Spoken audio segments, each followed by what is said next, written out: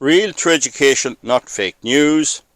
I'm just using a tractor mower here to protect from the breeze and try and keep the breeze off the microphone. And we're going to take away the sign now. This, in my opinion, is the most important video I have ever made. And I'd ask people to stick with it, even though it may go on for 21 or 2 minutes. This is, in my opinion, the most important one I've ever made.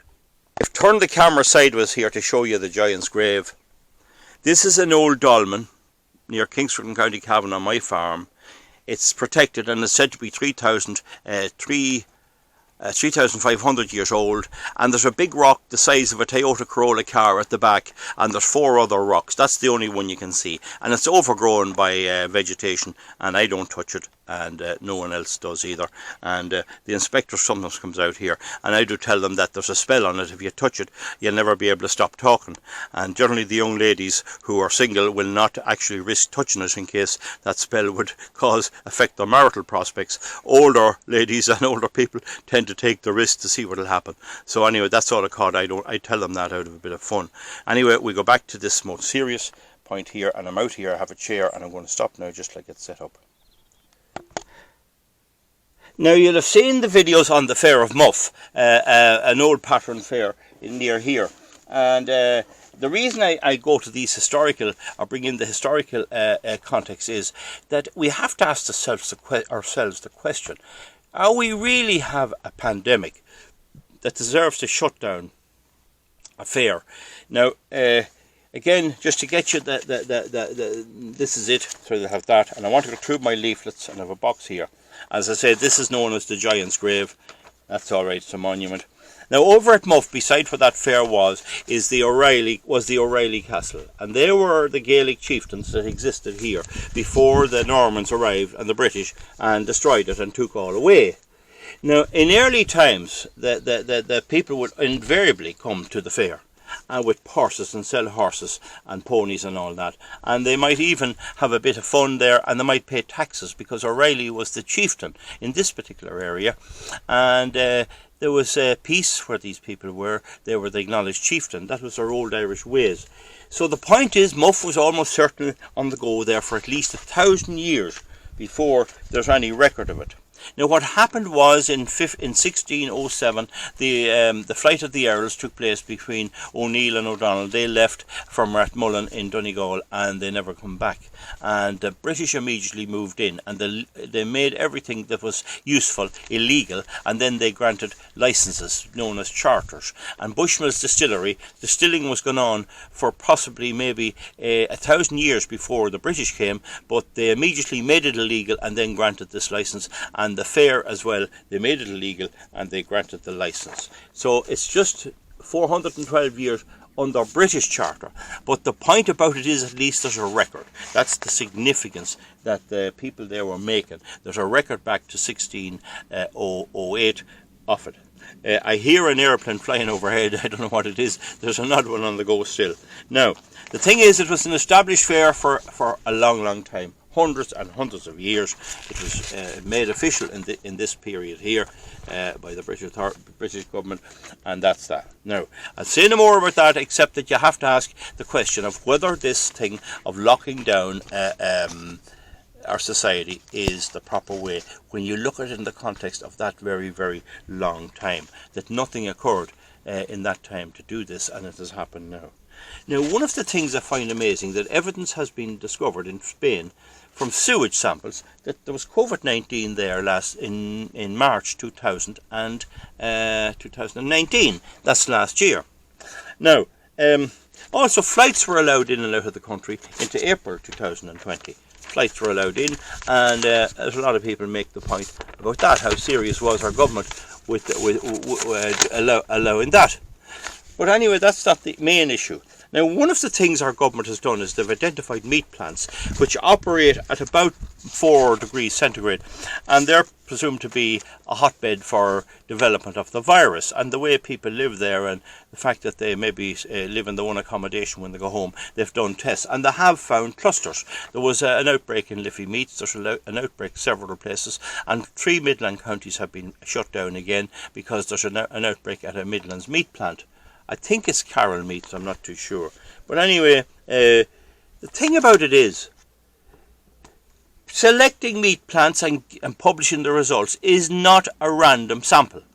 It does not tell us what the infection rate is in the general population. Now, I read the HSE website this morning, and what they're telling people is, if you feel sick with some of the symptoms, go to the doctor, and the doctor decides if you'll do a test. It looks very much like this test is expensive. I'm not too sure. But they make the point that the doctor decides. So again, it's down to human judgment. It's not down to an objective test. So only sick people are tested. Only sick people are tested. Now, they select meat plants and they find positives.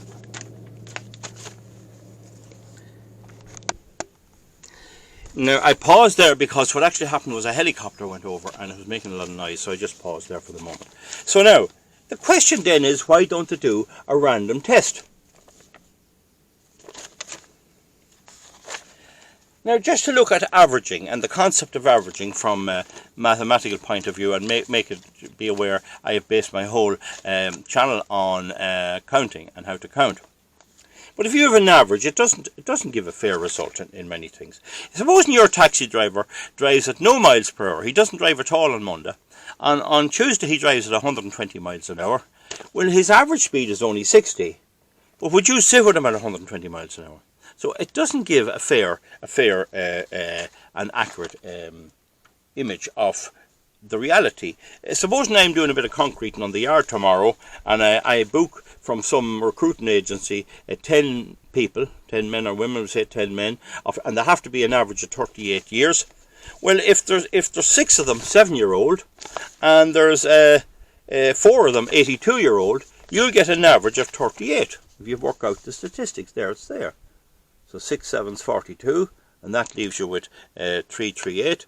I think it is, and then you divide the rest by 4 and you get 82. So averaging cannot necessarily be accurate, and to get over that there are various statistical methods of counting known as quantitative methods, and they involve the mean, median, mode and standard deviation, and I'm not going to go into them here because there's no point in being too technical. Now, however, we know before general elections and various referenda here in Ireland that there's always opinion polls, usually from MRBI and Behaviour and Attitude Studies, and there's Red C and there's other ones. And they give the result at plus or minus 3% accurate. And in the Irish conditions, they know that 1,050 people are enough to give you a 3% confidence limit, as they call it. And that they're usually fairly accurate. Now, what I'm saying is if 1,050 are enough, 2,100 would give you a limit of 1.5%. You'd have a very accurate result. So they can know by sampling 1,050 people roughly how the election is going to go. Now, on the 27th of March this year, 2000, and this is the 8th of August, just in case I didn't announce at the beginning. No, sorry, it's not the 8th of August. This is the 14th of August. Sorry, this is the 14th of August. Fair enough is 2 days over, right? So on the 27th of March 2020, they tested the US Congress.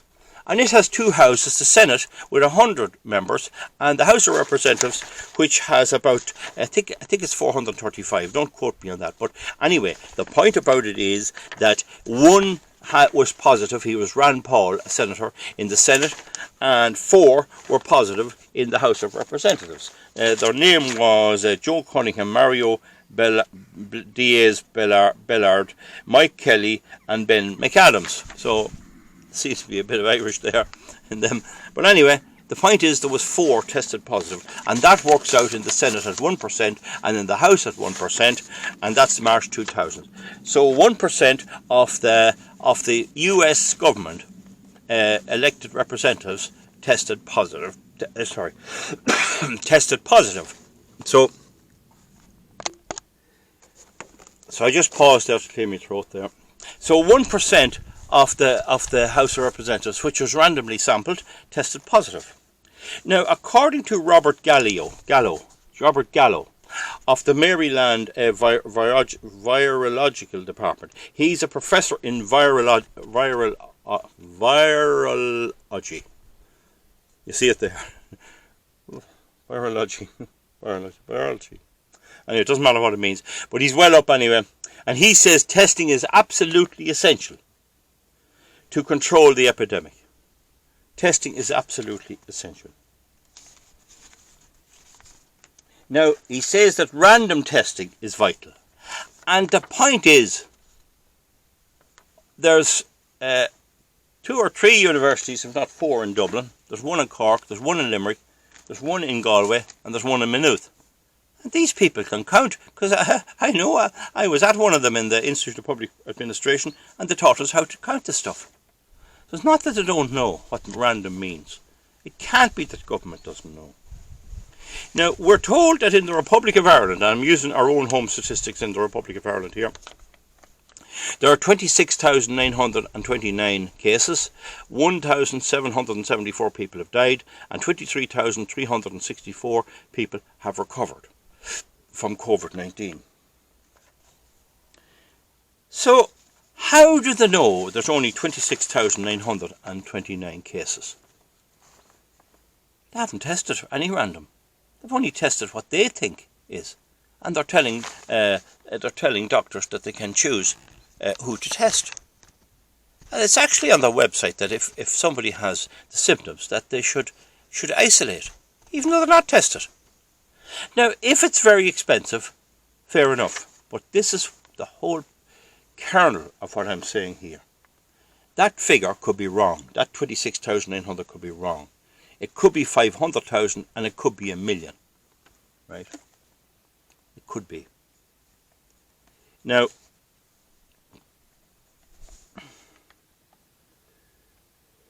there could be 20,000 a day becoming infected. 20,000 a day. Now, we know from the political polling and election forecasting that 1,050 is needed. Why not go 2,100 and test them randomly?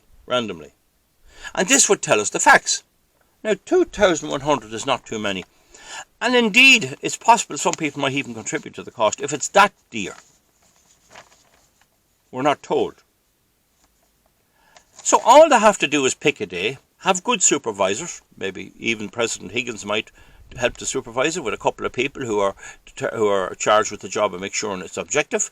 They could stop cars on the road and ask them to contribute, not record anyone's name or address, just you give the test and the result comes up later, off you go. There's no need to make it any people afraid, oh, if I test positive I'll be isolated or I'll be in quarantine. Just take the test and let them off.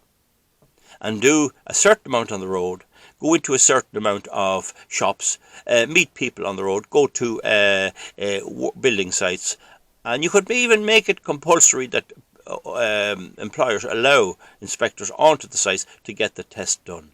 And I think there'd be no problem. And do it in all of the 26 counties and a few extra in Dublin. I mean, it's only 2,100. You could go to 3,000 if you wanted to do it even more accurate. And you then know how many people are actually infected. Now, there was a thing on the radio this morning there, or yesterday morning, about a big problem now with parents, with kids. They're ready to go back to school. And what happens if the child gets a cough and he starts coughing? You're supposed to isolate him. And what will the mother or the father do? They're supposed to go back to work. This is serious stuff, and it's actually getting more serious now. I supported what happened in the beginning because there wasn't equipment and there wasn't lots of stuff. Fair enough. We've had enough time now to think and find out what the real position is. So, after all, if I have an animal sick, what do I do? Only try and find out what's wrong. If you have a problem, if there's something wrong with the car and it's not going right, you get it checked, you get it tested. We're forced to test our cars to see they're roadworthy. And we can't test a population using proper scientific methods that are used every day all over the world by polling companies and taught in universities. It is quite possible that the response is a way over the top, that this is not necessary. And it's quite possible to come a time when we won't be able to go on with this. And imagine, just imagine for one moment, that we don't know statistically how many people have had this, how many people could maybe be let back to work who are immune to it, and all of the things that flow from that, from knowing how many people have it. A blind test, they call it. You just pick them out of the face and you do the test. It's the very same as playing a game of cards. They make you shuffle up the deck so that you can't rig the cards. Ladies and gentlemen, I hope I've made that clear. I hope I presented it fairly well to you. I think this is the most important video I ever made.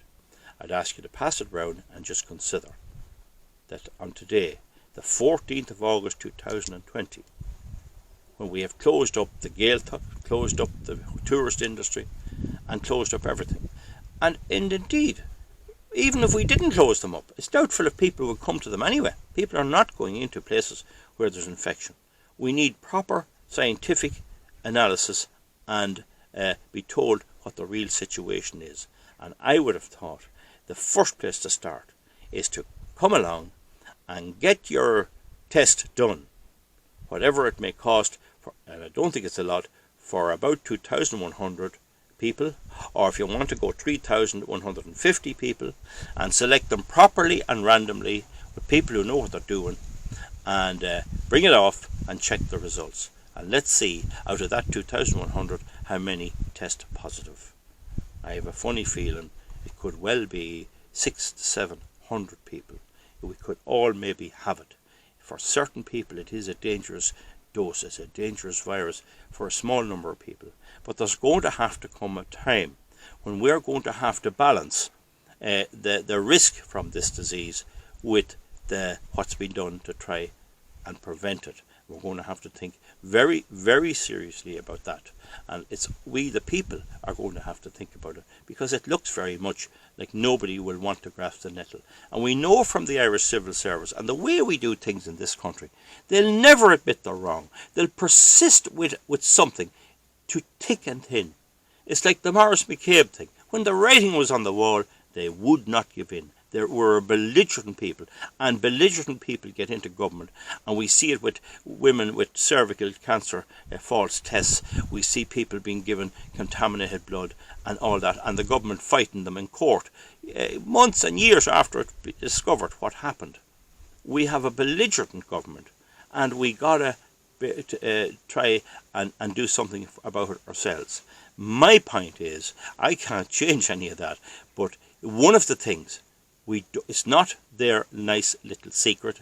It's not their little secret. It's like the children being abused. The perpetrator tells the child, "This is our little secret." Well, I'm sorry, government.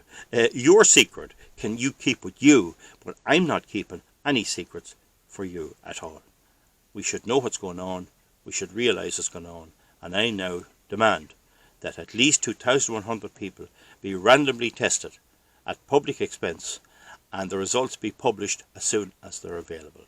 Folks, give it a like, a thumbs up or a thumbs down, and spread it around, and just think about it, and comment underneath if you don't agree with me, or contact me and say where I am wrong or not tested.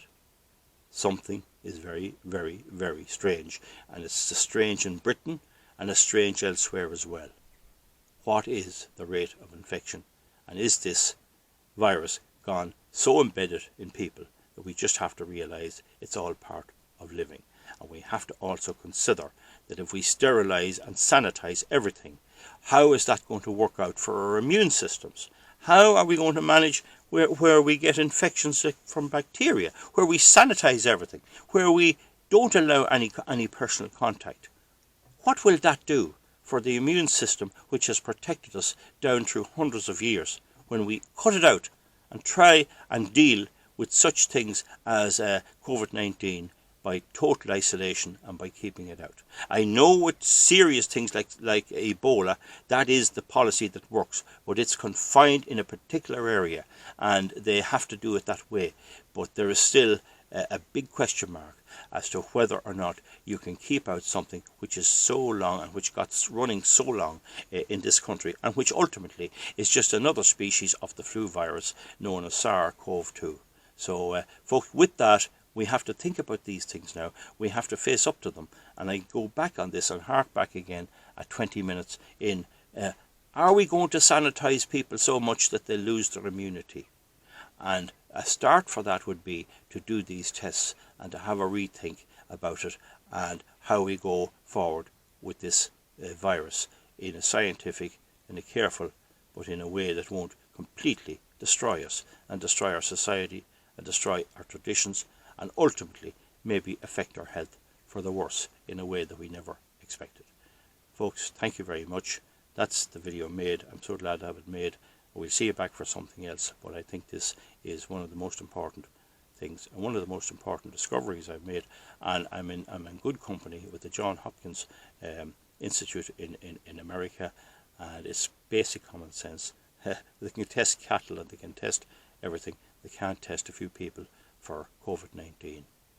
Very, very funny, very suspicious. Are they thinking that maybe they'd get enough land to discover there is 1 million people affected, as I believe there could be, that there's at least 500,000, and then they'll made look silly. So that's it, folks. Have a think about it. Why aren't they testing? 2,500. Bye. Bye.